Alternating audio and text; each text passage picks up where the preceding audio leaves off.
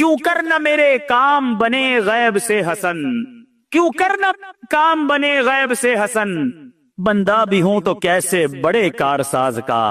اے میرے بیچ اسلامی بھائیوں اور مدنی چینل کے ناظرین، یاد رکھیے صدقہ دینا، محتاجوں کی مدد کرنا، ان کی خیر خواہی کرنا، یہ اللہ عز و جل کو اس قدر پسند ہے کہ جو مسلمان اخلاص کے ساتھ، دیکھیں یہ ایک شرط ضرور ہے، اخلاص ہونا ضروری ہے، اللہ کی رضا کی نیت ہونا ضروری ہے۔ دکھلاوا، واہ واہ، نام ہو جائے، یہ کسی کو صدقہ دے کر احسان جتائے، یہ تو الٹا ظلم ہے۔ یاد رکھیے یہ بہت بڑی غلطی لوگ کرتے ہیں، بلکہ قرآن کہتا ہے اے ایمان والو اپنے صدقات کو ضائع مت کرو، احسان جتا کر، تکلیف دے کر۔ اب یہاں کسی کو پیسے دیے، الٹا پھر اس کو یاد دلاتے، یاد ہے نا تمہیں نوکری لگائی تھی، یاد ہے نا تمہیں جناب میں نے قرضہ دیا تھا، وہ دن بھولے تو نہیں جب بچے کی شادی کروائی تھی۔ کتنا ذلیل ہوتا ہوگا شخص، کتنا دل دکھتا ہوگا اس کا۔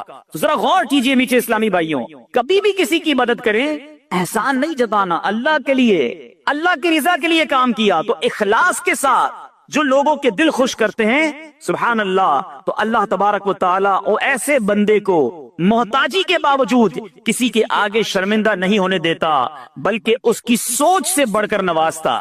بعض اوقات کچھ لوگ صدقہ دیتے وقت، خیرات دیتے وقت، اللہ کی راہ میں خرچ کرتے وقت یہ سوچتے ہیں کہ دوسروں کو دے دیں گے تو ہمارا کیا ہوگا، ہمارے کام کیسے بنیں گے، سب کو بانٹ دیں گے تو ہمارے رزق کا کیا ہوگا۔ غور سے سنیے، حضرت سیدتنا اسماء رضی اللہ تعالی عنہا فرماتی ہیں نبی پاک علیہ الصلوۃ والسلام نے مجھ سے ارشاد فرمایا صدقہ و خیرات مت روکو۔ سنیے، صدقہ و خیرات مت روکو، کہیں تمہارا رزق نہ روک دیا جائے۔ جو لوگ بعض اوقات تنگی کا شکار ہوتے ہیں نا، وہ چیک کریں یار میں نے صدقہ خیرات دینا تو نہیں روک دیا، میں نے اللہ کی راہ میں خرچ کرنا تو نہیں روک دیا، یہ خرچ کرنا ہی ملٹیپلائی کر کے واپس لاتا ہے۔ ایک اور روایت میں آتا ہے گن گن کر خرچ نہ کرو ورنہ وہ رب کریم بھی تمہیں گن گن کر عطا فرمائے گا۔ جو لوگ گن گن کر دیتے ہیں نا، بس بھائی زکوٰۃ پوری ہو گئی، اتنا ہی دینا تھا، اب اگلے سال آنا، ارے رب کریم تمہیں عطا فرمائی جا رہا ہے، تم بھی بانٹے چلے جاؤ، تم بھی دیتے چلے جاؤ، وہ اور اپنے خزانوں سے عطا فرمائے گا۔ اے میرے بیچ اسلامی بھائیوں، سیدنا امام بدر الدین عینی رحمت اللہ تعالی علیہ، جو بھی میں نے حدیث پڑھی کہ پیارے آقا علیہ الصلوۃ والسلام نے فرمایا صدقہ و خیرات مت روکو، کہیں تمہارا رزق نہ روک دیا جائے۔ اس حدیث کے تحت فرماتے ہیں اس خوف سے اپنے مال کو صدقہ کرنے سے مت روکو کہ وہ ختم ہو جائے گا، کیونکہ اللہ عز و جل تم پر مال کی تنگی فرما دے گا، یا تجھ سے مال روک لے گا اور رزق کے وسائل ختم فرما دے گا۔ ہمیں نہیں پتا ہوتا، بعض اوقات ہم کسی کی مدد کرتے ہیں، اس کی دعا لگتی ہے، ہمارے بگڑے کام بننے سنور جاتے ہیں، ہمارے رزق میں برکت شروع ہو جاتی ہے۔ بعض اوقات کچھ غریب رشتہ داروں کی لوگ مدد کر رہے ہوتے ہیں، کچھ لوگوں کی کفالت کر رہے ہوتے ہیں، اور بزنس چلتا رہتا ہے، کاروبار بڑھتا رہتا ہے۔ اس میں ہماری کوئی عقل، ہماری کوئی ہوشیاری، ہمارا کوئی کمال نہیں ہوتا۔ کیا معلوم جس کو تم کفالت کر رہے ہو، ہر مہینے جس کے گھر کھانا پہنچا رہے ہو، یہ اسی کی دعائیں ہیں جو تمہارا رزق بڑھتا چلا جا رہا ہے، یہ اسی کی دعائیں ہیں جو تمہیں ترقی ملتی چلی جا رہی ہے۔ تو اللہ کی راہ میں خرچ کرنے کے لیے دل کھول کر خرچ کرتے رہنا چاہیے، صدقہ دینے میں کنجوسی نہیں کرنی چاہیے۔ حضرت رابعہ بصریہ رضی اللہ تعالی عنہا کا یقین دیکھو، توکل دیکھو، آپ کا بلیف کیسا تھا کہ ایک بار دو بزرگ حضرت سیدتنا رابعہ بصریہ رضی اللہ تعالی عنہا کے یہاں حاضر ہوئے، اور یہ نیت تھی کہ حضرت رابعہ بصریہ کھانا کھلائیں گی، ان کا تو کھانا بھی رزق حلال پر مبنی ہوگا۔ اب حضرت رابعہ بصریہ کے پاس دو ہی روٹیاں تھیں، اب دو بزرگ تھے، بھوک بھی لگی ہوئی تھی، وہی دو روٹیاں آپ نے دسترخوان پر ان دونوں بزرگوں کے سامنے رکھ دی۔ ابھی روٹیاں رکھی تھی کہ دروازے پر دستک ہوئی، کسی سائل نے کہا کہ اللہ کے نام پر مجھے کچھ دیا جائے۔ حضرت رابعہ بصریہ نے مہمانوں کے آگے سے دو روٹیاں اٹھائیں اور اس سائل کو دے دی۔ مہمان ہکے بکے کہ ہم دسترخوان پر بیٹھے ہیں، ہمیں بھی بھوک لگی ہے، دو ہی روٹیاں تھی، دونوں اٹھا کر دے دی۔ مگر یقین دیکھو، اللہ غنی، ابھی وہ حیرت زدہ ہیں کہ تھوڑی دیر میں دروازے پر پھر دستک ہوتی ہے، ایک کنیز بہت سی گرم روٹیاں لے کر حاضر ہوئی اور عرض کی یہ میری مالکہ نے آپ کے لیے بھجوائی ہیں۔ حضرت رابعہ بصریہ نے روٹیاں گننا شروع کی، وہ روٹیاں 18 تھی۔ آپ نے کہا یہ روٹیاں میری نہیں ہیں، جی حضور آپ کے لیے بھجوائی، کہا میری نہیں ہے، واپس لے جاؤ۔ وہ بزرگ دیکھ رہے ہیں، دو گئیں، 18 آ گئیں، 18 بھی واپس لوٹا دی۔ جب مالکن کے پاس وہ کنیز لے کر روٹیاں پہنچتی ہے اور کہتی حضرت رابعہ بصریہ نے تو واپس لوٹا دی ہیں، کہا روٹیاں کتنی ہیں، کہا 18، کہا یہ 2 بچ گئی تھی، یہ بھی ساتھ ملا کر لے جاؤ۔ واپس جاتی ہے، حضرت رابعہ بصریہ کو پھر پیش کرتی ہے کہ میری مالکن نے پیش کی ہے۔ پھر روٹیاں گنی، 20 روٹیاں تھیں۔ آپ نے کہا ہاں یہ میری روٹیاں ہیں، کیونکہ اللہ کے وعدے پر مجھے سچا یقین ہے، میری راہ میں 1 خرچ کرو میں 10 عطا فرماؤں گا۔ 2 دی تھی تو 18 کیسے آ گئی ہیں؟ اللہ کی راہ میں 2 خرچ کی ہیں تو 20 ہی روٹیاں ملنی ہیں۔ اللہ اکبر۔ اے میرے بیچ اسلامی بھائیوں، مدنی چینل کے ناظرین، جس دن یہ توکل پیدا ہو جائے نا، جس دن یہ بھروسہ رب پر ہو جائے، پھر دیکھیں کیسے غیب سے کام بنتے ہیں۔ ہاں لیکن ایک بات کا خیال رکھنا ہوگا، کہیں کوئی خرچہ کرتے ہی انتظار کرنا شروع کر دے کہ آج جناب مسجد کے ڈبے میں 10 روپے ڈالے تھے، اب دیکھو 100 روپے کب ملتے ہیں۔ پورا دن گزر گیا، 100 روپے نہیں ملے، اگلا دن گزر گیا، پھر بھی 100 روپے نہیں ملے، یہ تو 1 کے 10 ملنے تھے۔ اے میرے بیچ اسلامی بھائیوں، یاد رہے رب کی رضا اور رب ہمارے بارے میں ہمیشہ یاد رکھیں۔ اللہ کے جو فیصلے ہیں نا، اس پر یقین کر لو کہ اللہ کے جو فیصلے ہمارے بارے میں ہے نا، وہ ہم سے بہتر رب جانتا ہے، اور رب ہمارے لیے ہمیشہ بہتر فیصلہ فرماتا ہے۔ ضروری نہیں کہ آپ نے صدقہ دیا آپ کا مال ہی بڑھ جائے، ہو سکتا ہے اس صدقے کی وجہ سے آپ سے کوئی آفت دور ہو جائے، آپ سے کوئی مصیبت دور ہو جائے۔ مجھے بتائیں، آپ نے 10 روپے دیے مسجد میں، 100 روپے نہیں ملے، لیکن آپ کا ایکسیڈنٹ ہونے والا تھا، وہ ایکسیڈنٹ سے آپ بچ گئے۔ آپ پر کوئی خطرناک بیماری آنے والی تھی، آپ اس سے بچ گئے، تو وہ 100 روپے اچھے تھے یا ایکسیڈنٹ سے بچنا اچھا تھا؟ تو اللہ کے فیصلوں پر یقین ہونا چاہیے۔ احادیث میں انشاءاللہ آگے بیان بھی کروں گا، احادیث بھری ہوئی ہیں، بہت ساری احادیث ہیں کہ صدقہ بری موت کو دور کرتا ہے، صدقہ بلا کو دور کرتا ہے، صدقہ مصیبتوں کو دور کرتا ہے، صدقہ تنگی کو دور کرتا ہے۔ تو اے میرے بیچ اسلامی بھائیوں، صدقہ دینے میں دل کی خوشی کے ساتھ اللہ کی راہ میں خرچ کرنا چاہیے۔ ایک اور واقعہ سنیے کہ کس طرح صدقے سے بلائیں دور ہوتی ہیں۔ سیدنا اکرمہ رضی اللہ تعالیٰ عنہ فرماتے ہیں کہ ایک ملک کا بادشاہ بہت ظالم اور کنجوس تھا، بڑا ظالم بادشاہ، اور ایسا عجیب و غریب کنجوس کہ اس نے اعلان کر دیا کہ میرے ملک میں اگر کسی نے مسکین یا فقیر کو صدقہ کیا تو اس کے کوئی غریب کی مدد نہ کرے، اگر ایسا کوئی کرے گا تو میں اس کے ہاتھ کاٹ دوں گا۔ یعنی خود غریب کی مدد بھی نہیں کرنی اور پورے ملک میں بھی کوئی غریب کی مدد نہ کرے۔ بڑا عجیب و غریب اعلان تھا۔ اچھا جناب، اب ایک خاتون تھی، لوگ تو خوف سے ڈر گئے تھے، کوئی صدقہ نہیں دے رہا تھا، کوئی خیرات نہیں دے رہا تھا۔ ایک دن فقیر مجبور ہو کر ایک عورت کے پاس آیا اور کہا مجھے اللہ کے راہ میں کچھ دو، میں بہت بھوکا ہوں، کھانے کے لیے کچھ نہیں۔ وہ عورت نے بھی بادشاہ کا اعلان سنا ہوا تھا، وہ بھی ڈری ہوئی تھی، اس نے بھی صدقہ دینے سے اس نے سوچا کہ صدقہ دوں گی تو میرے بھی ہاتھ کٹ جائیں گے، لیکن فقیر نے کہا مجھے اللہ عز و جل کی رضا کی خاطر کچھ تو کھانے کو دے دو۔ وہ التجا کرتا رہا، آخر اس عورت کے دل میں رحم آ گیا، اس عورت نے اس فقیر کو صدقہ دے دیا، کھانے کو دے دیا۔ اب 2 روٹیاں دی اسے کھانے کو، فقیر روٹیاں لے کر دعائیں دیتا ہوا چلا گیا۔ بادشاہ کو پتا چل گیا کہ ملک میں ایک ایسی عورت ہے جس نے کسی فقیر کو صدقہ دیا۔ اس نے اپنے بندے بھیجے اور اس خدا ترس رحم دل عورت کے دونوں ہاتھ کاٹ دیے گئے، اس کے دونوں ہاتھ کٹ گئے۔ اب نیچے اسلامی بھائیوں، کچھ عرصے کے بعد بادشاہ نے اپنی والدہ سے کہا کہ مجھے اپنی مملکت کی سب سے حسین لڑکی سے شادی کرنی ہے۔ اس کی ماں نے جب معلومات کروائی تو پتا چلا پورے ملک میں ایک لڑکی سب سے زیادہ حسین ہے، مگر اس میں ایک خامی یہ ہے کہ اس کے دونوں ہاتھ نہیں ہیں۔ اس نے بادشاہ سے کہا، بادشاہ نے لڑکی کو دیکھا، اسے پسند آئی، اس سے شادی کر لی اور وہ عورت اب ملکہ بن گئی۔ جس نے 2 روٹیاں صدقہ کی، ہاتھ کٹ گئے، اب وہ بادشاہ کی زوجہ بن گئی۔ بڑی زندگی آرام سے گزرنے لگی، مگر ایک اور امتحان اس کی زندگی میں باقی تھا۔ پھر کیا ہوا کہ کیونکہ اور بھی اس کی بیویاں تھیں بادشاہ کی، نئی نویلی دلہن کے ساتھ بادشاہ بہت وقت گزارتا، بڑی نوازشات کرتا، دوسری جو بیویاں تھیں وہ حسد کرتی تھی۔ ایک مرتبہ بادشاہ طویل عرصے کے لیے ملک سے باہر گیا تو بادشاہ کی بیویوں کو اچھا موقع ملا، انہوں نے بادشاہ کو خط میں لکھا کہ تمہارے پیچھے تمہاری جو بیوی ہے، نئی دلہن جو ہے، وہ برے کام کرتی ہے، اس کا کردار اچھا نہیں۔ بادشاہ نے بغیر کسی تحقیق کے حکم دے دیا کہ میری بیوی کو اٹھایا جائے اور جنگل میں پھینک دیا جائے، محل سے نکال کر جنگل میں پھینک دو۔ اب وہ عورت جنگل میں پہنچ گئی، بیابان جنگل تھا، اس کا ایک بیٹا بھی ہو گیا تھا بادشاہ سے۔ اب اتنی دیر میں میرے پیچھے اسلامی بھائیوں، وہ عورت اس جنگل میں نہر میں پانی پینے کے لیے جھکی تو اس کے ہاتھ سے وہ بچہ بھی پانی میں گر گیا، زور زور سے رونے لگی، بچہ بھی پانی میں ہے، دونوں ہاتھ بھی نہیں ہیں، پکارے تو کسے پکارے؟ اچانک 2 خوبصورت نوجوان آئے، انہوں نے کہا کیوں رو رہی ہیں؟ کہا میرا بچہ پانی میں چلا گیا ہے۔ اس نے فوراً اس نوجوان نے آگے جا کر اس بچے کو پانی سے نکالا، کہا اور آپ کو کچھ چاہیے تو بتائیے، کوئی اور آپ کی خواہش ہو تو بتائیے، کچھ اور آپ دعا کرنا چاہیں۔ تو اس عورت نے کہا کہ میرے ہاتھ مجھے واپس مل جائیں۔ ان نوجوانوں نے دعا کی، اللہ تعالیٰ نے دونوں ہاتھ بھی اسے واپس کر دیے۔ اب ان نوجوانوں نے اس عورت کو کہا کہ آپ جانتی ہیں ہم کون ہیں، ہم دونوں کون ہیں؟ تو عورت نے کہا میں تو نہیں جانتی، البتہ یہ معلوم ہے آپ کی برکت سے میرا بچہ بھی مل گیا، میرے ہاتھ بھی واپس آ گئے۔ وہ دو نوجوان کہتے ہیں ہم تیری وہی 2 روٹیاں ہیں جو تو نے غریب سائل کو دی تھیں۔ صدقہ اللہ کی راہ میں خرچ کرنا کب کہاں کام آتا ہے؟ اس عورت کو 2 روٹیوں کے بدلے 20 روٹیاں نہیں ملی، حضرت رابعہ بصریہ کو 20 روٹیاں ملی تھی۔ ہو سکتا ہے کوئی کیلکولیشن کرنے والا کہے یار میں 1000 روپے دوں گا 1 لاکھ روپے مل جائیں گے، نہیں ملے، مگر اس کو ہاتھ واپس مل گئے، بچہ واپس مل گیا۔ کیا معلوم مجھ پر اور آپ پر کوئی بلا آنے والی ہو، کوئی مصیبت آنے والی ہو، کوئی بیماری آنے والی ہو، اگر اللہ کی راہ میں صدقہ دیں، کسی غریب کی مدد کریں اور اس کے دل سے دعا نکلے اور اللہ کریم ہم سے وہ مصیبت کو ٹال دے، تو اے میرے بیچ اسلامی بھائیوں، مدنی چینل کے ناظرین جو آج کورنگی میں مجھے سن رہے ہیں، بعض اوقات جب صدقہ اور خیرات کی بات آتی ہے تو بعض لوگوں کے ذہنوں میں یہ بات آتی ہے میں تو خود غریب ہوں، میں تو خود پریشان ہوں، میں تو خود نوکری کرتا ہوں، میں تو خود کرائے کے گھر میں رہتا ہوں، ارے میں صدقہ اور خیرات کیسے دوں؟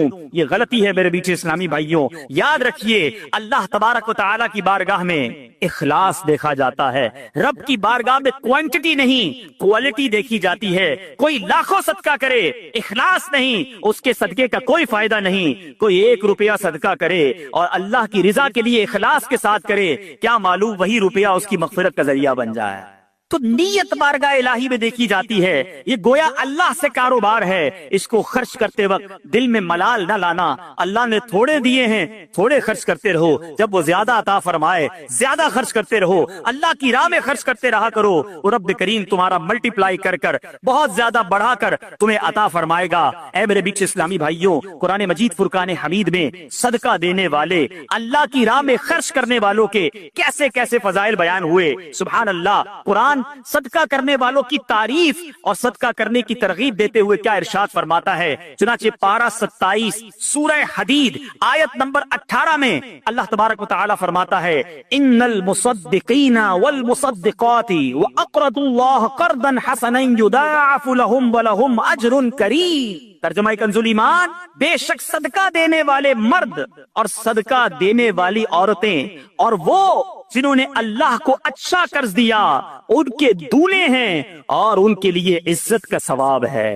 اسی طرح حدیثوں میں صدقے کے کیسے فضائل، اللہ نبی پاک علیہ الصلوۃ والسلام فرماتے ہیں صدقہ برائی کے 70 دروازے بند کرتا ہے۔ پتہ نہیں کون کون سی برائی میرے پاس آنے والی ہو، میرے گھر میں کون کون سی برائی آنے والی ہو، صدقہ دیا اور وہ برائی کا دروازہ بند ہو جائے۔ پیارے آقا علیہ الصلوۃ والسلام فرماتے ہیں جو اللہ عز و جل کی رضا کی خاطر صدقہ کرے تو وہ صدقہ اس کے اور آگ کے درمیان آڑ بن جاتا ہے۔ جہنم کی آگ اور بندہ صدقہ دینے کے والے کے درمیان یہ پردہ ہو جائے گا، یہ آڑ بن جائے گا۔ نبی پاک علیہ الصلوۃ والسلام فرماتے ہیں صدقہ دو، اے بیماروں جو مجھے سن رہے ہو، جو یہاں بیمار بیٹھے ہیں، جن کے گھروں میں بیمار ہیں، جو مدری چینل کے ناظرین مجھے سن رہے ہیں، سنو میرے آقا علیہ الصلوۃ والسلام فرماتے ہیں صدقہ دو اور صدقے کے ذریعے اپنے مریضوں کا مداوا کیا کرو، بے شک صدقہ حادثات اور بیماریوں کی روک تھام کرتا ہے اور یہ تمہارے اعمال اور نیکیوں میں اضافے کا باعث ہے۔ سبحان اللہ، بیماریاں دور ہو جائیں، حادثے دور ہو جائیں، میں کہتا ہوں ساری دنیا کی دولت ہو ہمارے پاس اور اللہ نہ کرے کوئی ایسا ایکسیڈنٹ ہو جائے کہ نہ بندے کے پیر رہیں نہ ہاتھ رہیں اور معذور ہو جائے، پھر دولت کس کام کی؟ اللہ صحت دے، عافیت دے، حادثات سے بچائے، آفتوں سے بچائے۔ بے شک زندگی میں پیسے تھوڑے ہوں، اس سے بڑی کون سی نعمت ہے؟ تو اے میرے میٹھے اسلامی بھائیوں، اگر آپ حادثات سے بچنا چاہتے ہیں، بیماریوں سے بچنا چاہتے ہیں، آپ مصیبتوں سے بچنا چاہتے ہیں، صدقہ دینے کی عادت اپنائیں، صبح و شام صدقہ دینے کی عادت اپنائیں۔ نبی پاک علیہ الصلوۃ والسلام فرماتے ہیں صبح سویرے صدقہ کا ادا کرو، شام میں بھی دینا چاہیے، رات میں بھی دینا چاہیے، مگر صبح سویرے صدقہ صدقہ دینے کی فضیلت کیا فرمائی آقا نے؟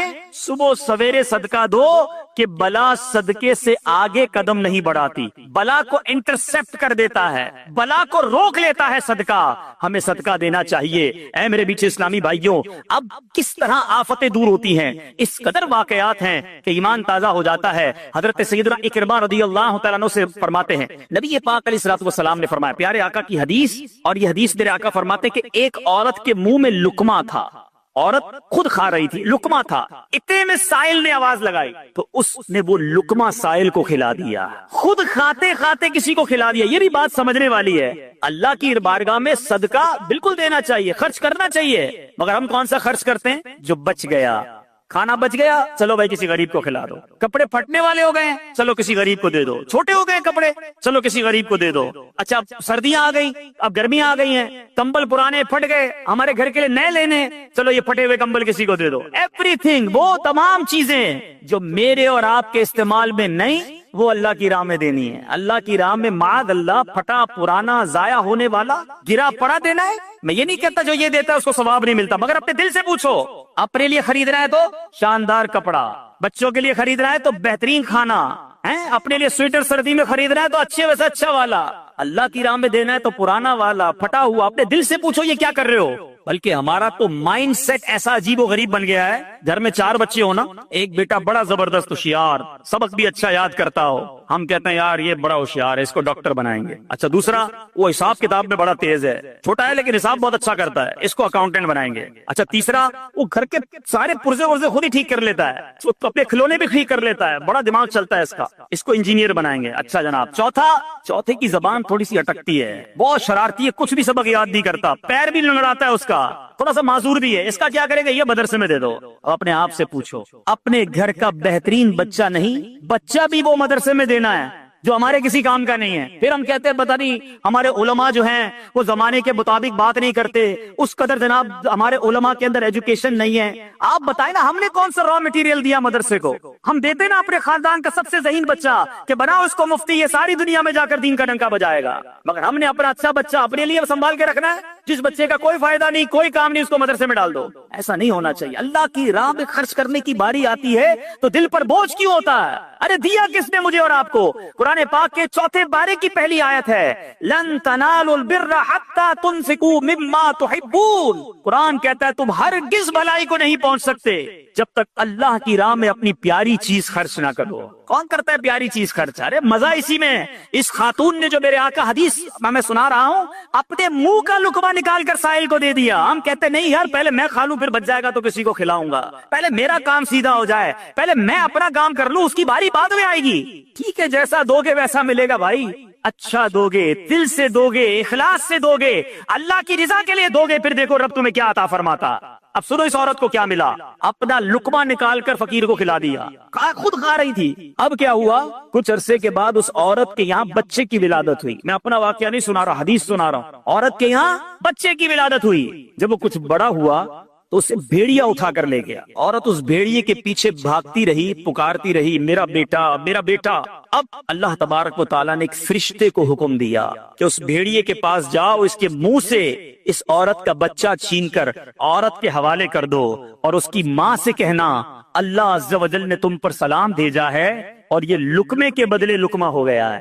تم نے اپنے منہ سے لقمہ نکال کر میری راہ میں خرچ کیا تھا، تمہارے بچے کو بھیڑیے کے منہ سے نکال کر اللہ نے واپس عطا فرما دیا۔ یہ ہے صدقہ۔ مگر میں دوبارہ عرض کر رہا ہوں، صدقہ دیں خوش دلی کے ساتھ، اچھی نیتوں کے ساتھ۔ اس میں شیطان اس قدر مردود ہے، ایسا بکار، ایک تو ہم سے نیکی ہونے نہیں دیتا، نیکی ہو جائے تو بچنے نہیں دیتا۔ اب نیکی ہو گئی نا تو پیٹ میں گڑگڑ۔ اب بتاؤ کسی کو بھائی میں نے غریب کو 5000 دیے ہیں، میں نے اس کی بچی کی شادی کرائی ہے، میں نے مسجد میں قالین بچھائے ہیں، آج کل بڑی گرمی تھی جناب، اللہ کا شکر ہے میں نے مسجد میں کولر لگا کر دیا۔ کیوں بتانا ہے سب کو؟ ذرا صدقہ کیا اب سب کو بتانا ہے۔ اعلان کرواتے ہیں امام صاحب، اب امام صاحب نہیں ہے ورنہ وہ بتاتے، خاص طور پر پرچی آئے گی کہ فلاں حاجی صاحب کے لیے خاص دعا کریں، مسجد کے لیے 5000 روپے دیے ہیں، مسجد کے لیے پنکھا لگا کر دیا ہے، مسجد کے لیے کولر لگا کے دیا۔ کیوں میرا اور آپ کا دل چاہتا ہے کہ میرا خاص اعلان ہونا چاہیے، میرے نام لے کر بتائیں لوگوں کو کہ میں نے یہ خرچہ کیا ہے۔ اپنے آپ سے پوچھو یہ اللہ کے لیے خرچ کر رہے ہو یا لوگوں کو بتانے کے لیے کر رہے ہو؟ ضائع کر دیتے ہیں ہم، خرچ کر کے ضائع۔ اور غلطی کیا کرتے ہیں کہ جو عام غریبوں کی مدد کرتے ہیں ان پر احسان جتاتے ہیں۔ اتنا سخت جرم ہے، اتنی شدید دل آزاری ہے۔ میں ایک واقعہ نہیں بھولتا، ایک بزنس مین تھے، ان کے پاس گیا اور ہم گئے تھے دعوت اسلامی کی احتیاط کے لیے۔ بہت پیسے والا شخص تھا، ہم بیٹھے تھے، چائے لے کر اس کا ایک ملازم آیا۔ اب یقین کریں اس بندے نے اس ملازم کے سامنے کہا کہ میں نے اس کی بچی کی شادی کروائی ہے، اس کو گھر دلوایا ہے، پوچھیں اس سے۔ آپ مجھے کہتا پوچھیں اس سے۔ میں اس ملازم کو دیکھ رہا تھا، یعنی ایسا فیل ہو رہا تھا کہ اس کا جی چاہ رہا تھا زمین پھٹے اور میں اندر چلا جاؤں۔ اب کیا چاہتے ہیں یہ کہہ کر؟ اپنے صدقے دے کر کسی کو ذلیل کرنا چاہتے ہیں؟ اپنے بارے میں سوچو نا کہ مجھے کبھی کسی سے مدد لینے کی ضرورت پڑے اور مجھے بعد میں وہ کہے کہ میں نے تمہارے ساتھ 4 آدمیوں کے سامنے کہے تمہارے ساتھ یہ بھلائی کی تھی، تو بندہ کتنا افسردہ ہو کہ یار میں نے اس سے کیا مدد لے لی، یہ تو جب دیکھو مجھے ذلیل کرتا۔ یہ بہت بڑی غلطی ہے۔ یہ صدقہ تو گیا، صدقہ تو ضائع ہو گیا۔ قرآن کہتا ہے اپنے صدقوں کو ضائع مت کرو، الٹا گناہ ہو گیا، آپ نے دل آزاری کی، اسے ذلیل کیا۔ اللہ اکبر۔ امہات المومنین حضرت عائشہ صدیقہ رضی اللہ تعالیٰ عنہ، اور ایک اور ہماری ابی حضور کا طریقہ سنو، اسلاف کیسے تھے۔ اللہ اکبر۔ وہ جب کسی اپنے غلام کو پیسے دیتی نا، کہتی جاؤ کسی غریب کو صدقہ کر کے آؤ، تو کہتی اس سے ہمارے لیے اس صدقے کے بدلے دعا نہ کروانا۔ کیوں؟ کہ صدقے کا بدلہ اللہ سے لیں گے۔ اچھا اب اگر وہ کوئی دعا دے دیتا تو کہتی دعا نوٹ کروا کے آنا، نوٹ کر کے آنا۔ اب وہ غلام آ کے بتاتا کہ اما حضور میں نے غریب کو پیسے دیے، آپ کا دیا وہ صدقہ دیا، اس نے آپ کو یہ والی 4 دعائیں دی ہیں۔ آپ ہاتھ اٹھاتی اور وہی 4 دعائیں اس غریب کے حق میں کرتی، فرماتی دعا کا بدلہ دعا ہو گیا، صدقے کا ثواب اللہ سے لیں گے۔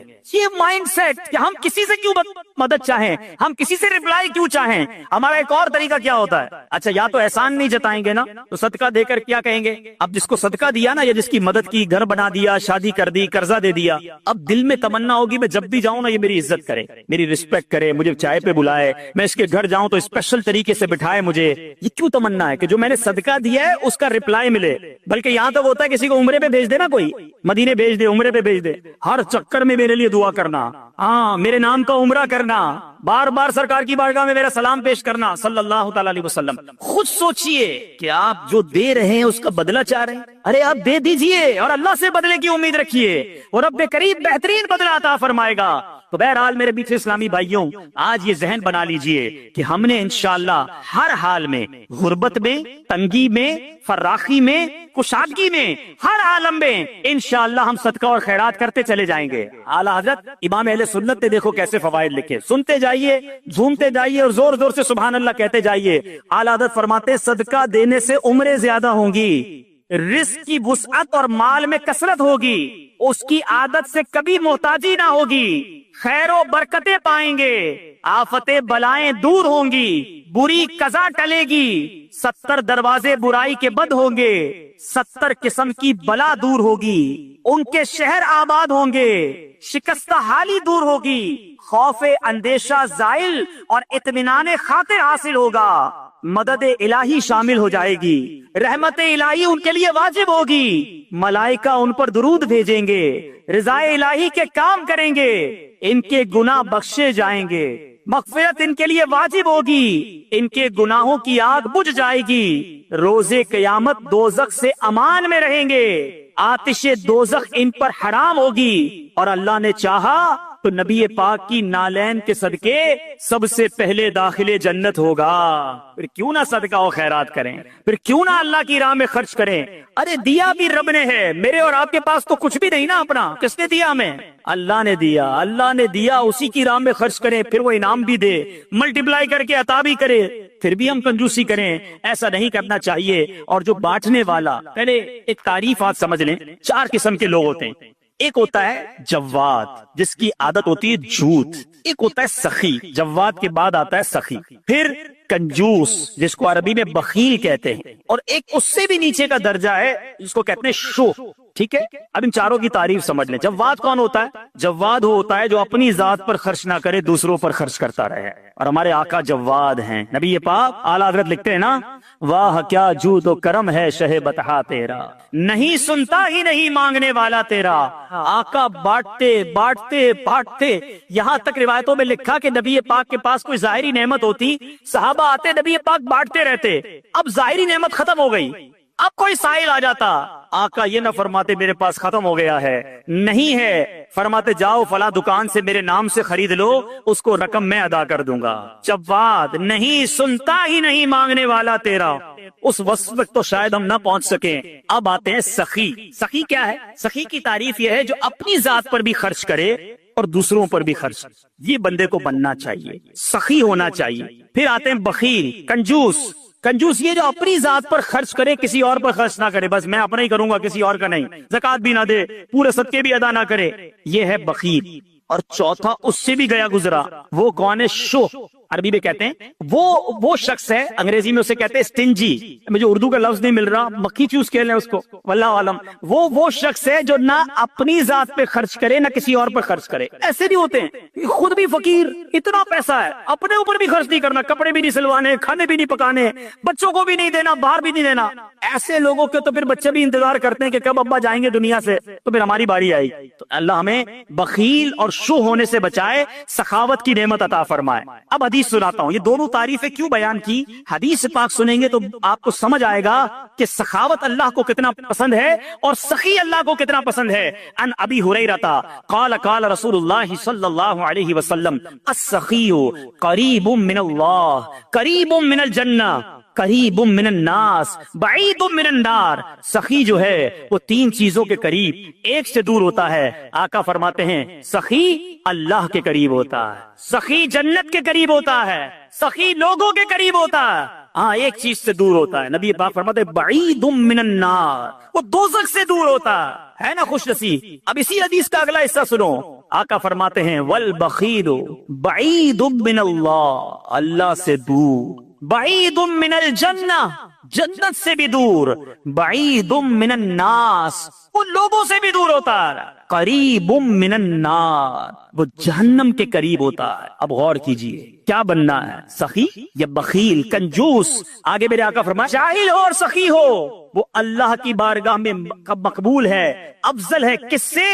کہ سخی ہو، کنجوس ہو مگر عابد ہو، عبادت گزار ہے، ایک طرف جاہل ہے مگر وہ جاہل سخی ہے، عبادت گزار کنجوس ہے، وہ اللہ کو پسند نہیں ہے، سخی ہے مگر جاہل ہے، وہ اس کی نسبت اللہ کی بارگاہ میں افضل ہے۔ تو اے میرے میٹھے اسلامی بھائیوں، سخاوت کا وصف اپنے اندر رکھیے۔ ایک بڑی پیاری بات، کسی عالم سے پوچھا گیا کہ یہ بتائیے کہ سخاوت بہتر ہے یا شجاعت؟ بڑا خوبصورت سوال ہے۔ سخاوت تو سمجھ گئے نا، اللہ کی راہ میں خرچ کرنا، اپنی شجاعت کس کو کہتے ہیں؟ بہادری، بڑا بندہ طاقتور ہو، بہادر ہو۔ سوال کیا گیا سخاوت بہتر ہے یا شجاعت، میں بہادر بنوں یا سخی بنوں؟ بڑی کمال کا جواب دیا، کہتے ہیں اللہ جسے سخاوت دینا اسے شجاعت کی ضرورت ہی نہیں ہوتی ہے کہ لوگ خود بخود سخی کے سامنے چت ہو جاتے ہیں، سخی کے پیار کرنے والے بن جاتے ہیں، اس کی مدد کرتے ہیں، اس کو لڑائی کی ضرورت ہی نہیں پڑتی، اس کو طاقت کی ضرورت ہی نہیں پڑتی، اس کی سخاوت ہی اس کے کام بنا دیتی ہے۔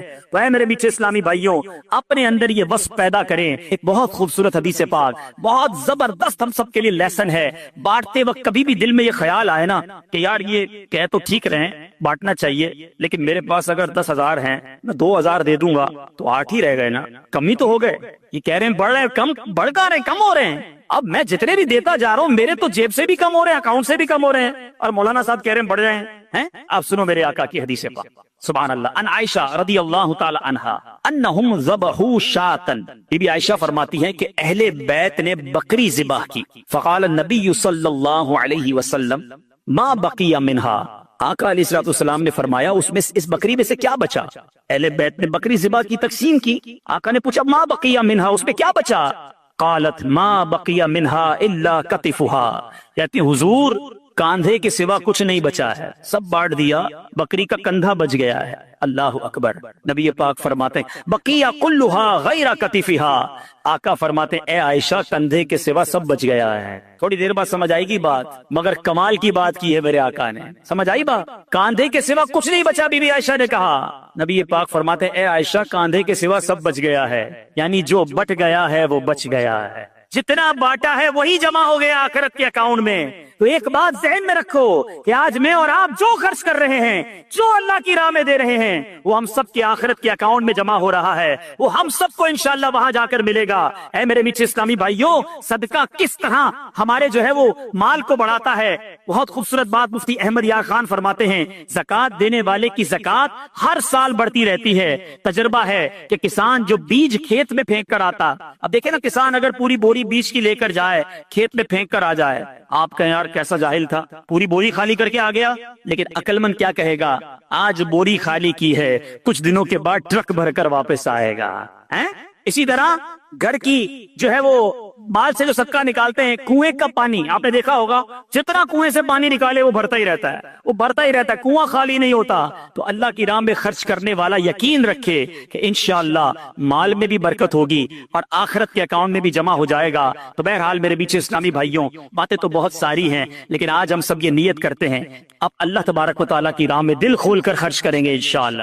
اچھا، خرچ کرنے کی جب بھی باری آئے، چاہے صدقہ ہو چاہے زکوٰۃ ہو، سب سے پہلے اپنے غریب مستحق رشتہ داروں کو دیکھیے، یہ سب سے پہلے دیکھنا۔ یہ بعض اوقات غلطی ہو جاتی ہے کہ انسان دوسروں کو بانٹتا ہے، غریب رشتہ دار پریشان ہوتے ہیں۔ حدیث پاک کا مضمون ہے، اللہ تبارک و تعالیٰ ان لوگوں پر نظر رحمت نہیں فرماتا کہ جو غیروں کو بانٹتا رہے اور اس کے اپنے پریشان، اپنوں کو پہلے دیجیے، اس کے بعد اپنے غریب رشتہ داروں کو دینے کے بعد پھر میں آپ سے عرض کروں گا کہ آپ کی دعوت اسلامی جو تبلیغ قرآن و سنت کی غیر سیاسی عالمگیر تحریک ہے، اس کے ساتھ اپنا تعاون ضرور کیجیے۔ لاکھوں لاکھ عاشقان رسول دعوت اسلامی سے وابستہ ہیں، نہ صرف اسلامی بھائی بلکہ اسلامی بہنیں، دعوت اسلامی کے جامعات، دعوت اسلامی کے مدرسۃ المدینہ، دعوت اسلامی کے مدرسۃ المدینہ آن لائن، اسی طرح میرے بیٹے اسلامی بھائیوں مدنی چینل، جیلوں میں مدنی کام، غیر مسلموں میں مدنی کام، اور دنیا بھر میں دعوت اسلامی جو مساجد بنا رہی ہے۔ صرف اگر اسی شعبے کی بات کر لیں مسجدیں بنانے کے بارے میں،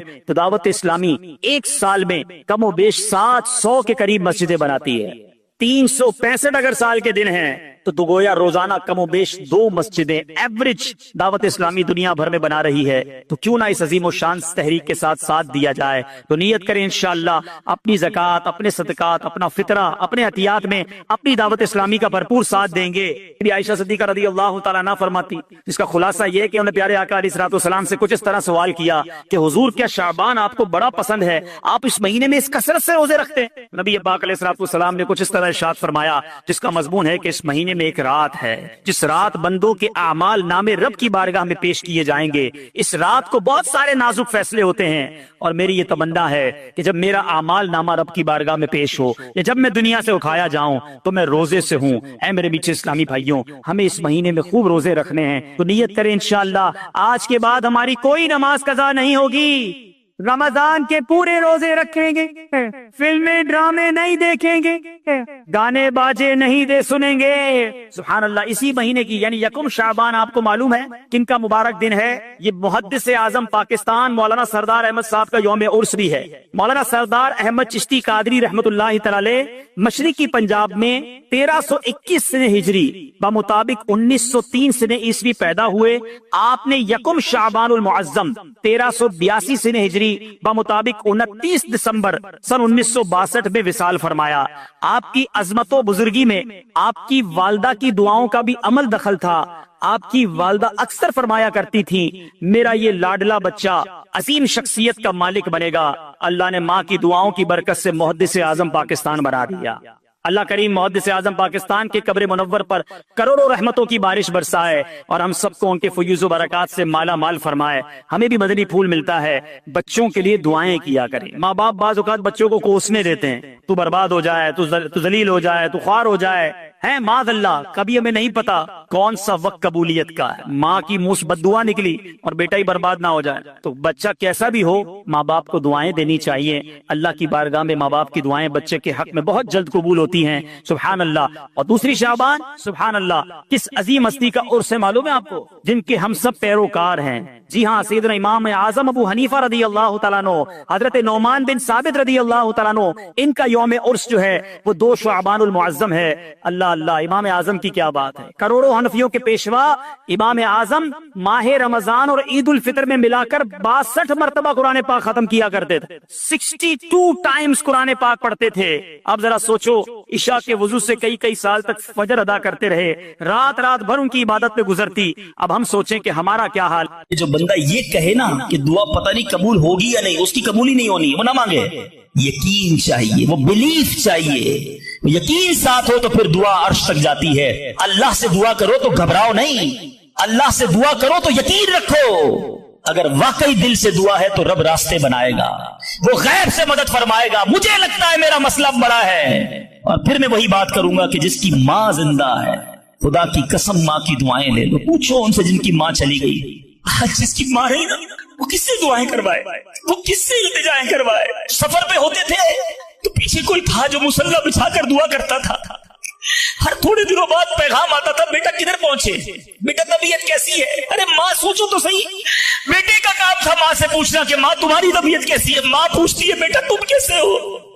ہم نے راتوں کو اٹھ کر ماں کو جگایا، ماں پیٹ میں درد ہے، کبھی ماں نے ہمیں بتایا کہ میرے پیٹ میں درد ہے بیٹا؟ اپنی تکلیفیں سہتی رہی، اپنی تکلیفیں سہتی رہی، مگر ہمیں راحتیں پہنچاتی رہی۔ لے لو دعائیں، یہ دعاؤں کا سائبان ہے۔ نہ کرو ماں کو تنگ، نہ کرو اسے پریشان، جتنی بھی بڑی پریشانی میں ہونا ماں کے قدموں میں بیٹھ جاؤ کہ ماں میرے لیے دعا کر دے۔ تمہاری ماں نے دعا کر دی نا، یہ عرش تک جاتی ہے۔ اور ایک اور بات بتا دوں، کچھ دعائیں وہ ہیں جو ہم کہتے ہیں ماں دعا کر دو، ابو دعا کر دی، الگ بات ہے، وہ کرتے ہیں۔ اتنی خدمت کرو کہ کہنا نہ پڑے، ماں خود دعا کرے یا اللہ میرے بیٹے کی خیر کر، ماں والد خود دعا کرے یا اللہ میرے بیٹے کے بگڑے کام بنا دے، پھر دیکھو کیا ہوتا ہے تمہارے ساتھ۔ اللہ کے حبیب علیہ الصلوۃ والسلام فرماتے ہیں، جس کا مضمون ہے جب کوئی فاسق، فاجر، گناہگار شخص اللہ کی بارگاہ میں دعا کرتا ہے، اللہ فرشتوں سے فرماتا ہے اس کا کام جلدی کر دو۔ کیوں؟ فرماتا ہے اس کا مانگنا پسند نہیں آ رہا، اس کی آواز اچھی نہیں، جلدی کام کر دو۔ اور فرمایا جب اللہ کا کوئی نیک بندہ، رب کا محبوب جب اللہ کی بارگاہ میں دعا کرتا ہے، اللہ فرشتوں سے فرماتا ہے ابھی اس کو نہ دینا، ابھی اس کا کام نہ کرنا، اس کو اور مانگنے دو، مجھے اس کا مانگنا بڑا پسند آ رہا ہے۔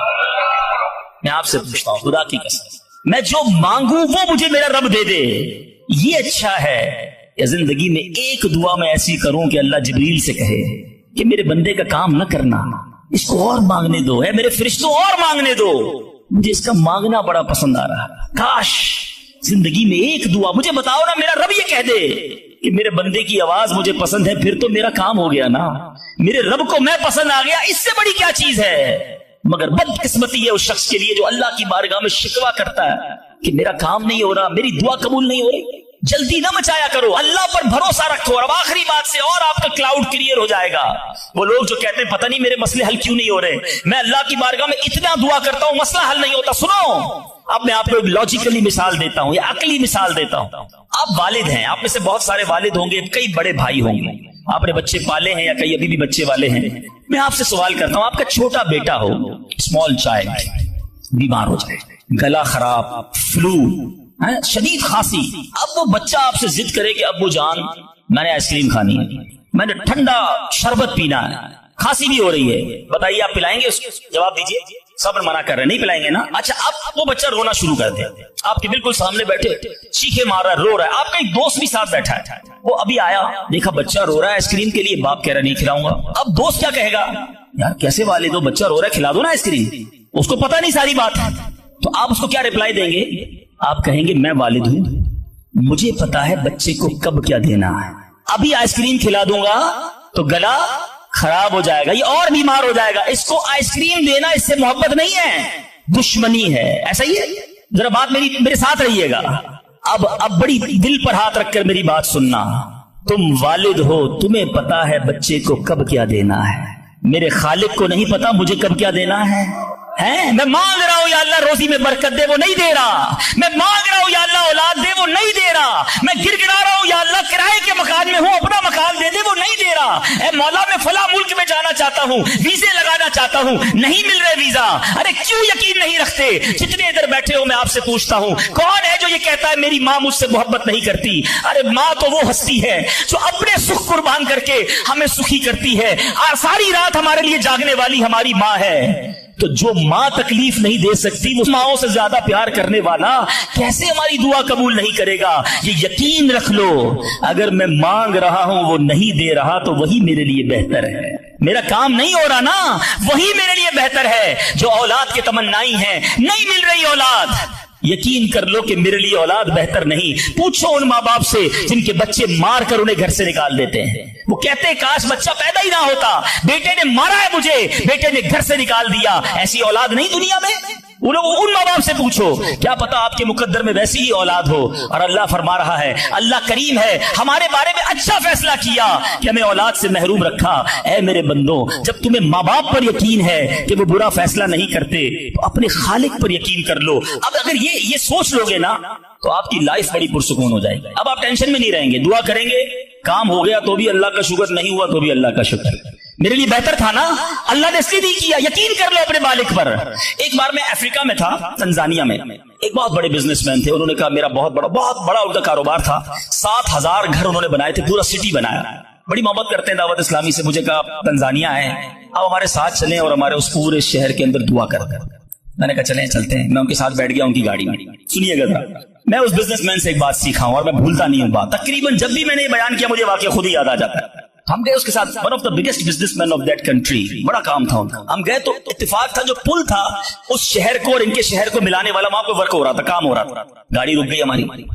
وہ بڑا آدمی تھا، اس نے کئی لوگوں کو فون کیا، بھائی ہماری گاڑی کو نکلنے دیکھا. نہیں صاحب گاڑی نہیں نکل سکتی، پل پر کام ہو رہا ہے، ٹریفک کلوز. بہت کوشش کی اس نے، نہیں ہوا.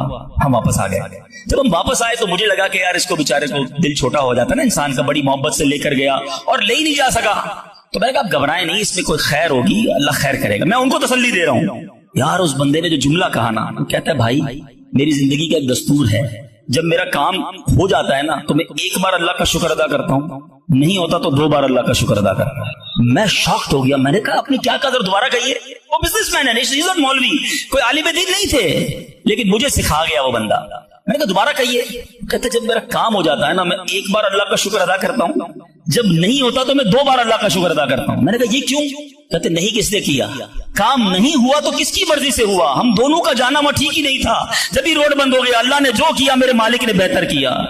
میں نے کہا یار آپ کمال کی شخصیت ہو. میں اتنا خوش ہوا اس بندے سے. یہ فارمولا یاد کر لو، لائف پرسکون ہو جائے گی. جو مانگو مل جائے یا اللہ تیری مہربانی، جو نہ ملا یا اللہ پھر بھی تیری مہربانی. تو میرے ماں سے زیادہ مجھے چاہنے والا ہے، بہتر تھا جبھی تو نہیں دیا. اچھا اب دعا کے کچھ آداب بھی سن لیں. دعا قبول نہ ہونے کا ایک سبب حرام روزی بھی ہے. حدیث کے الفاظ ہیں حرام خور کی دعا قبول نہیں ہوتی. بندہ حرام بھی کھا رہا ہے، سود کا کام بھی کر رہا ہے، ملاوٹ بھی کر رہا ہے، جھوٹ بول کر روزی بھی کما رہا ہے، کہتا ہے دعا کیوں قبول نہیں ہوتی. ایک بار حضرت موسیٰ علیہ نبینا علیہ الصلوۃ والسلام نے ایک شخص کو دیکھا، بڑا رو رہا تھا، بڑا گر گڑا رہا تھا، یا اللہ میری دعا قبول کر لے، یا اللہ میری دعا قبول کر لے. حضرت موسیٰ نے دیکھا، اللہ سے عرض کی مولا تیرا بندہ کتنا رو رہا ہے، گر گڑا رہا ہے، میرے مالک اس کی دعا قبول کر لے. ارشاد ہوا اے موسیٰ یہ اتنا روئے کہ روتے روتے مر جائے، اتنے ہاتھ اٹھائے کہ اس کے ہاتھ آسمان کو چھو لیں. اے موسیٰ میں نے اس کی دعا قبول نہیں کرنی. عرض کی مولا کیا وجہ ہے؟ ارشاد ہوا اے موسیٰ یہ کھاتا حرام ہے، اس جو لباس پہنا یہ حرام ہے. سوچئے اللہ کے نبی سفارش کر رہے ہیں اللہ اس کی دعا قبول کر لے، مگر حرام کھانے والے کی دعا قبول نہیں ہوتی. اپنی روزی پاکیزہ کرو. آپ میں سارے چاہتے ہیں نا مستجاب الدعوات بن جائیں. مستجاب الدعوات کے معنی کیا ہے؟ جس کی ساری دعائیں قبول ہوں. سب چاہتے ہو نا. حضرت سعد بن ابی وقاص نے پیارے آقا سے سوال کیا، کیا بیوٹیفل کوسچن کر لیا، ہمارے کام سیدھا ہو گیا. آقا سے عرض کی یا رسول اللہ میں مستجاب الدعوات بننا چاہتا ہوں. I want to be a مستجاب الدعوات. نبی پاک نے کوئی لمبا چوڑا، آپ کو تو پورا سلیبس دیا جاتا ہے نا، پی ایچ ڈی کرنا ہے تو اتنی کتابیں پڑھو، ایم بی بی ایس کرنا ہے تو اتنی کتابیں پڑھو. لیکن مستجاب الدعوات تو کمال ہو گیا نا، اس سے بڑی ڈگری ہے کوئی؟ جو دعا مانگو وہ مل جائے. کوئی بڑا سلیبس نہیں دیا نبی پاک نے، اتنے سال روزے رکھو، اتنی تلاوت کرو، اتنے سجدے کرو، اتنے طواف کرو. سنو ایک لائن میں میرے آقا نے جواب دے دیا. فرمایا اے سعد اپنے لقمے پاکیزہ کر لو تو مستجاب الدعوات ہو جاؤ گے. That's it. غذا پاکیزہ ہو، آپ کی دعائیں قبول ہونا شروع ہو جائیں گی. ایک اور بڑی اہم بات جو مسٹیک کر جاتے ہیں وہ کیا ہے کہ ہم دعا کے اندر فوکس نہیں کرتے. یاد رکھیں اللہ غافل دل کی دعا نہیں سنتا. یاد رکھیں. مثال کے طور پہ ہم دعا کرتے وقت آمین، اب ادھر دیکھ رہے ہیں آمین آمین آمین، بات اللہ سے کر رہے ہو اور دھیان کہیں اور ہے. اس کو میں آپ کی एग्जांपल देता हूं. आप में से कई टीचर्स बैठे होंगे, प्रोफेसर बैठे होंगे, सेठ बैठे होंगे, वालिद बैठे होंगे. आपका स्टूडेंट आपके सामने बैठा है, आपका बेटा आपके सामने बैठा है, आपका मातहत आपके सामने बैठा. आप उसको बड़ा कोई बात समझा रहे हैं, बेटा देखो यूं करना है. वो कभी इधर देखे, कभी उधर देखे, कभी मोबाइल निकाल ले. कैसा लगेगा आपको? कमाल है यार, मैं तुमसे बात कर रहा हूं और तुम्हारा ध्यान कहीं और है. तवज्जो से सुनो. आपको बुरा लगता है आपका बच्चा आपकी बात ना सुने. तुम रब की बारगाह में हाथ उठाकर ध्यान कहीं और है, किधर से दुआ कबूल होगी? ये बेअदबी है. बारगाह इलाही में हाजिर हैं तो बस फोकस, पता चले मैं किसके दरबार में हूं. आंखें झुकी हों, अदब से बंदा बैठे वुजू करके, हैं उसका ख्याल मालिक के दरबार की तरफ हो कि गुलाम एक मुजरिम बादशाह के दरबार में हाथ उठाए, भिखारी बनकर हाजिर हुआ है. फिर देखे कैसे अता मिलती है. एक और मिस्टेक, दुआ कबूल ना होने का एक सबब, और वो है यकीन. एक बड़ा प्रॉब्लम यह है, बंदा कहता है यार चलो मांग लेते हैं, बाकी होती नहीं अपनी दुआ कबूल. एक वाकया मुझे याद आया. एक बार एक गांव में बारिश नहीं हो रही थी, बड़ा जबरदस्त कहत. गांव वालों ने तय किया चलो मिलकर जरा दुआ करते हैं. नमाज इस्तिस्का वगैरह पढ़ते हैं. गांव के सारे लोग जमा हुए, हजारों का मजमा. कई सालों से उस गांव में बारिश ही नहीं हुई. पत्ते पत्ते को, बूंद बूंद को लोग तरस रहे. कहत एक नौजवान, एक यंगस्टर आया, हाथ में उसकी छतरी है. सारे गांव वाले हंसने लगे कि अल्लाह के बंदे, कई सालों से एक कतरा पानी का नहीं गिरा, तुम छतरी लेकर आए हो. उस नौजवान ने कमाल का जवाब दिया कि जिससे मांगने आए हैं वही तो बरसाने वाला है. अब अगर उसने बरसा दी तो क्या भीगते हुए जाऊंगा?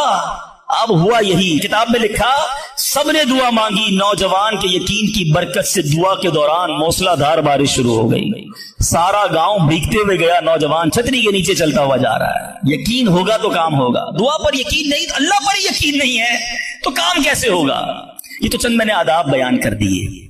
अब मैं दो बड़ी अहम बातें करना चाहता हूं कि दुआ जो है ना माँ बाप की, बड़ी इंपॉर्टेंट है. बाज़ औक़ात हम समझते कि यार काम नहीं हो सकता मेरा, बड़ा टिपिकल है, मैं बड़ी मुश्किल में फंस गया हूं, मेरे मसाइल बहुत हैं, ये मसला हल हो ही नहीं सकता, मैं इतने बड़े कर्जे में आ गया हूं कि वो कर्जा कैसे उतरेगा? मैं सारी जिंदगी नौकरी करता रहूं, कर्जा तो नहीं उतरना. मेरी ये बीमारी डॉक्टर कहते ठीक ही नहीं होगी. यहां आकर हमारा कॉन्फिडेंस शेक हो जाता है, हम अल्लाह से भरोसा उठा लेते हैं. हमें लगता है नहीं यार ये प्रॉब्लम सॉल्व नहीं हो सकता. आज एक बात सीख कर जाना, जो प्रॉब्लम आपके सामने बहुत बड़ा है ना, वो आपके लिए बड़ा है. इन्नल्लाह अला कुल्ली शैइन कदीर. मेरा मालिक जब चाहे जैसे चाहे हुक्म फरमाए और मसला हल हो सकता है. मैं आपको इसको लॉजिकली समझाता हूं. एक आपने देखा होगा आपके घर में चूंटियां चलती है, बाजू का चूंटियां होती है. अब चूंटी जा रही है, आप उसके सामने सेब रख देते. अब चूंटी की तरफ रहकर सोचें, चूंटी देखेगी इतनी बड़ी चीज सेब, चूंटी के लिए वो सेब पहाड़ है. चूंटी हटा सकती है उसको? नहीं. वो क्या करेगी? खड़ी रहेगी या तो रास्ता बदल देगी. यार इतनी बड़ी चीज सामने आ गई, मैं तो कुछ नहीं कर सकती. वही सेब आप वापस उठा के जेब में रख लें. चूंटी का रास्ता क्लियर. बात समझ रहे मेरी? सेब चूंटी के लिए क्या था? पहाड़. आपके लिए क्या है? सेब. आपने उठाया, वापस जेब में रख लिया, चूंटी के सामने से पहाड़ हट गया. जो प्रॉब्लम मेरे और आपके सामने है ना, मेरे लिए पहाड़ है, आपके लिए पहाड़ है. आपको लगता है सॉल्व ही नहीं हो सकता. इन्नल्लाह अला कुल्ली शैइन कदीर. वो जब चाहे जैसे चाहे, मिनटों में, मिनट भी ज्यादा है, सेकंडों में प्रॉब्लम सॉल्व करता है. दिल से दुआ मांगो. अब मैं आपको एक वाकया सुना, एक डॉक्टर का बड़ा ही जबरदस्त वाकया, मैंने किताब में पढ़ा. डॉक्टर अहमद उस शख्स का नाम था. एक कंट्री में वो बड़ा जबरदस्त डॉक्टर था और one of the biggest doctor of that country. हुकूमत ने प्लान किया कि उस डॉक्टर को कंट्री का सबसे बड़ा अवार्ड देना, सबसे बड़ा इनाम. एक सेमिनार मुकर्रर किया गया, उसको एज अ स्पेशल गेस्ट, मेहमान खुसूसी बुलाया गया. कहा दुनिया भर से लोग बुलाएंगे, पाकिस्तान के या उस मुल्क के बड़े लोग आएंगे, आपको गिफ्ट दिया जाएगा, आपको अवार्ड दिया जाएगा. डॉक्टर